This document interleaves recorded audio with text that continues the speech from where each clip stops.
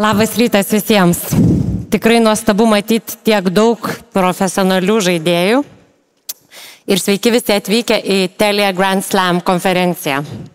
Bet šiandien mūsų žaidimo laukas yra ne tenisas. Mūsų žaidimo laukas yra technologijos. Apie tenisą galiu pasakyti tiek, kad visada norėjau žaisti, bet nežaidžiu. Dėl ko nežaidžiu?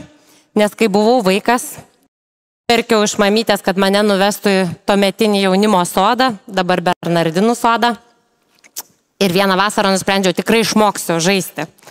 Bet buvo gilus sovietmetis ir kaip giliam sovietmetį įvyko tai, kas vyksta visada. Man davė raketę, man davė kamoliuką, pastatė prieš betoninę sieną ir visą vasarą aš tą kamoliuką į tą sieną pramušinėjau.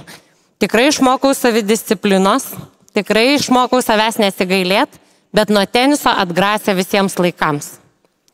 Kodėl? Todėl, kad man norėjosi partnerystės, man norėjosi bendrystės, man norėjosi, kad man patartų, padėtų mane auginti. O siena, aišku, neaugina. Bet šiandien norėjau jūs pakviesti būtent į tą partnerystę su Telia. Klausykit, klausinėkit, meskit mums iššūkius, challenginkit mus, būkim tikri partneriai, nes tik partnerystėje mes kartu augam. Ir su Telia jūs niekada nebūsit vieni. Mes irgi nežinom visų atsakymų iš šitus klausimus, bet mes norim augti kartu su jumis. Tai geros jums dienos, nes šiandien jūsų Grand Slamas. Ačiū.